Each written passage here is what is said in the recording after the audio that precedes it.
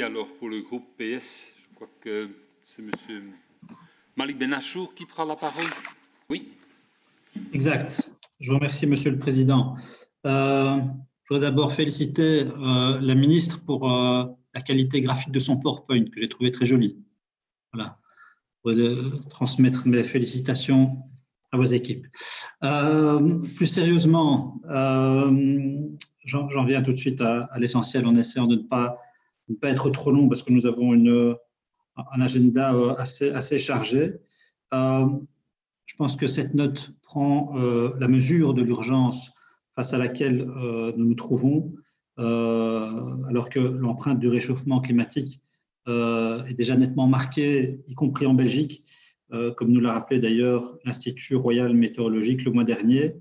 Et vous l'avez mentionné, la poursuite d'une politique climatique ambitieuse va de toute évidence de pair avec la transition vers un système énergétique durable. Il faut penser l'un avec l'autre.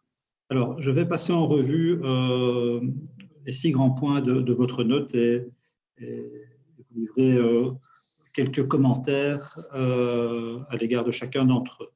Alors, en ce qui concerne la relance économique, d'abord, comme ça a été dit le matin, ben évidemment, on ne peut que se réjouir que le gouvernement donne en effet, en tout cas manifeste sa volonté de donner un nouvel élan à la production d'énergie renouvelable, contribuant par là au développement. Et c'est à souhaiter, ça a été d'ailleurs rappelé par le collègue Kogolati, quant à la fermeture de réacteurs nucléaires, la création de nouveaux métiers dans toute une série de nouveaux secteurs. Et donc, il y a en effet toute une réorientation professionnelle à organiser parce qu'en effet, la fermeture des réacteurs, c'est l'équivalent de 2 Caterpillar, si je ne me trompe pas. Donc, ça fait quand même des milliers d'emplois. Il faut prendre ce problème en considération, bien entendu. Alors, nous saluons également, une fois de plus, le soutien ferme du gouvernement vis-à-vis de la Commission, enfin, en tout cas de l'engagement et de l'ambition de la Commission européenne de réduire d'au moins 55% d'ici 2030 les émissions de CO2 et d'arriver à la neutralité climatique d'ici 2050. De même que le fait que le gouvernement s'engage à adapter sa contribution au PNEC 2030 dans ce sens également. Et puis, nous nous félicitons que, fort heureusement, la transition énergétique soit bel et bien un axe central du plan interfédéral de relance et de résilience. Nous soulignons qu'il est en effet dans ce cadre impératif d'axer les investissements, notamment sur la rénovation énergétique des bâtiments publics. Et en effet, ce serait intéressant d'avoir à cet égard-là des engagements concrets, chiffrés, la production d'énergie renouvelable et flexible, le stockage d'énergie ou encore des technologies nouvelles et propres, entre autres. Alors, en matière de sécurité énergétique, il y a l'enjeu de la sécurité d'approvisionnement et puis celui de la préparation de la sortie du nucléaire. En ce qui concerne la sécurité d'approvisionnement, évidemment, nous sommes tout à fait d'accord avec vous. Il est crucial de continuer à la garantir, de même qu'à garantir sa durabilité et son caractère abordable. Ainsi, vous avez évidemment tout notre soutien dans la mise en place par le gouvernement d'un monitoring continu de la capacité de production que vous effectuerez en collaboration avec la DG Énergie, la CREG et l'IA, cela va de soi. Alors, en ce qui concerne le CRM, il est évident qu'il s'agit là d'une pièce essentielle, centrale dans l'enjeu de la sécurité d'approvisionnement. Nous en avons longuement et souvent débattu, dans le contexte évidemment de la transition énergétique. Et ce que nous avions voté en commission sous la précédente législature vaut aussi pour celle-ci. Comptez sur nous. Nous attendons de vous un suivi clair et transparent de l'évolution de ce dossier avec un retour d'information de votre part au sein de cette commission, à chaque fois que nécessaire, mais vous y êtes déjà engagé il y a 2 ou 3 semaines. Nous ne doutons pas que vous nous commenterez non seulement vos échanges avec la Commission européenne dans le cadre de la notification de l'aide d'État, mais aussi les mesures opérationnelles nécessaires afin notamment de pouvoir lancer la première enchère de capacité en octobre 2021. Soyez sûrs, évidemment, que nous y serons très attentifs. C'est un élément important de ce dossier. Un point qui nous semble également prééminent concerne la répercussion du coût du CRM sur la facture énergétique. Vous l'avez évoqué dans votre présentation et vous savez que c'est un point déterminant pour nous. D'ailleurs, on se félicite que le gouvernement ait entendu notre demande appuyée pour que ce coût soit effectivement compensé en faisant baisser la quote-part fédérale dans la facture de manière proportionnelle. Vous en avez parlé. Alors, la sortie du nucléaire, évidemment, mesure phare, mesure importante. Bon, évidemment, mon groupe se positionne résolument derrière vous avec détermination pour que nous puissions mettre tout en œuvre afin de respecter le calendrier prévu. Et là aussi, je me joins aux collègues précédents pour saluer, me réjouir que la clarté soit enfin faite sur ce dossier, qu'on sache maintenant et que tous les opérateurs puissent savoir vers où on va et précisément ce qu'on veut. Il était temps. À cet égard, comme vous l'avez mentionné, il est d'une importance cruciale que l'approvisionnement, la durabilité et le caractère abordable de l'énergie restent garantis. Et dans ce cadre, nous attendons avec hâte, après la première enchère CRM prévue dans un an, votre rapport dans lequel sera examiné l'impact sur la sécurité d'approvisionnement et les prix de l'électricité.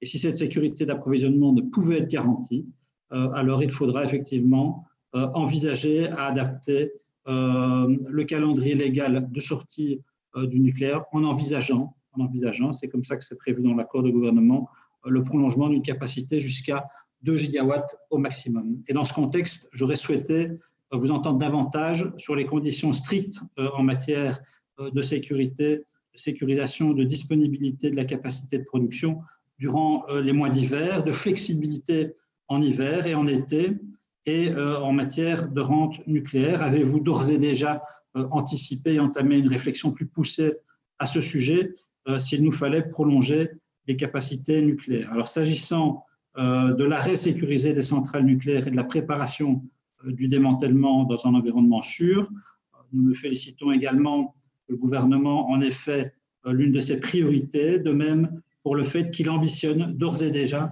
de promouvoir à l'étranger sa stratégie de sortie du nucléaire. Alors, quant à la question de la gestion à long terme,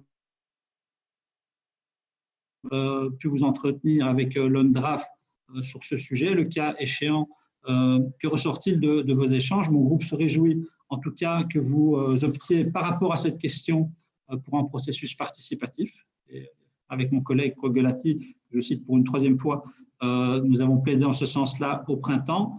Et en effet, on doit aller au-delà d'une simple consultation citoyenne comme cela a été le cas sous le gouvernement précédent. Nous soulignons également la volonté du gouvernement de prévoir des modalités de réversibilité de la prise de décision en matière de gestion à long terme des déchets.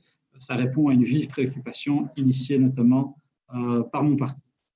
Alors, l'enjeu de la transition, le chapitre de la transition énergétique, l'éolien en mer d'abord, nous avons eu l'occasion d'en discuter ce matin. Mon groupe salue le fait que le PNEC prévoit un doublement des capacités offshore pour atteindre 4 gigawatts d'ici 2030. Mais je voudrais vous entendre aussi sur le raccordement au réseau onshore et offshore et le développement du réseau électrique à haute tension sur Terre. Et pourriez-vous, par exemple, nous en dire plus sur le projet de la boucle du Hainaut qui fait, comme vous le savez, beaucoup parler de lui pour le moment au niveau local. Avez-vous déjà eu l'occasion d'avoir des contacts avec vos collègues qui suivent également ce dossier, notamment au niveau régional, et quelles ont été les différentes options envisagées? Est-ce qu'il y a, par exemple, un projet alternatif qui est en discussion ou qui est envisageable? Nous avons également abordé ce matin la possibilité de réaliser une capacité supplémentaire d'éolien offshore en mer du Nord, ainsi qu'en dehors des eaux territoriales, en collaboration avec des pays voisins. Avez-vous, de votre côté, d'ores et déjà entrepris des contacts avec ces États, par exemple la France et les Pays-Bas, le cas échéant? Qu'en ressort-il? Quel rôle notre pays pourrait, par exemple, concrètement jouer au sein de la North Sea Energy Cooperation dans ce cadre. Alors, le chapitre molécules, alors, outre une électrification poussée, le gouvernement avance à juste titre vouloir examiner de quelle manière d'autres vecteurs énergétiques peuvent contribuer à une verdurisation efficace en termes de coût de la consommation totale d'énergie. Et dans ce cadre, vous évoquez notamment le développement progressif d'une infrastructure spécifique pour le transport d'hydrogène à l'échelle nationale et européenne. Et à ce propos, au-delà de l'adoption du cadre législatif et régulatoire, comment est-ce que vous envisagez concrètement le développement rapide de la dorsale hydrogène avec une réutilisation maximale de l'infrastructure gazière existante de Fluxys Belgium? Alors, l'enjeu maintenant de la maîtrise de la facture énergétique, c'est un point très, très important à nos yeux et un point auquel nous sommes particulièrement sensibles. Et vous l'avez dit, garantir le pouvoir d'achat du citoyen et la compétitivité de nos entreprises passe avant tout. Et j'ai déjà eu l'occasion de revenir sur le coût du CRM. Je saluerai donc ici plutôt l'introduction d'une norme énergétique pour suivre l'évolution des prix de l'énergie en Belgique et chez nos voisins pour les clients résidentiels et les entreprises. Et c'est finalement l'esprit du mécanisme du filet de sécurité, qui est d'ailleurs promu par mon groupe politique depuis des années, qui ressurgit au travers de cette mesure, et nous nous en réjouissons. Nous nous félicitons aussi que le gouvernement se penche davantage sur une protection plus efficace des consommateurs d'énergie, en particulier en veillant à ce que ceux-ci soient mieux informés quant à leurs droits et à ce que ce soit faciliter leur transition vers un autre fournisseur d'énergie si nécessaire. Et il s'agit aussi finalement d'un acquis obtenu grâce à un autre combat mené par mon groupe au sein de cette commission. Et dans ce contexte, nous ne manquerons d'ailleurs pas de suivre avec grand intérêt l'enquête que vous lancerez sur les contrats coûteux et ou dormants. Et avez-vous à ce propos d'ailleurs d'ores et déjà des éléments à nous apporter quant au timing et au délai de cette enquête? Et toujours dans le contexte de la lutte contre la précarité énergétique, vous êtes bien placé pour savoir que nous sommes allés au front pour proposer un élargissement du groupe cible bénéficiaire du tarif social, puisque vous étiez aussi, lorsque vous étiez député, de ce camp. Alors, je voudrais dès lors vous demander si le gouvernement entend toujours étendre le groupe cible pour le tarif social énergie de manière structurelle, comme ce fut et ça l'est toujours notre volonté, et ou s'il ne s'agira que de mesures temporaires. S'il ne devait s'agir que de mesures temporaires, quels en seraient les raisons et les critères? Alors, 5e point, mon avant-dernier, le savoir-faire nucléaire concernant le projet MIRA, dans la première phase du projet, est en cours jusqu'en 2026. Quelle est la volonté du gouvernement concernant les 2e et 3e phases? Mon groupe pourrait souhaiter en apprendre davantage au travers de votre note sur ce sujet qui est très important et unique de réacteurs hybrides. J'en termine maintenant avec la place de la Belgique en Europe et dans le monde.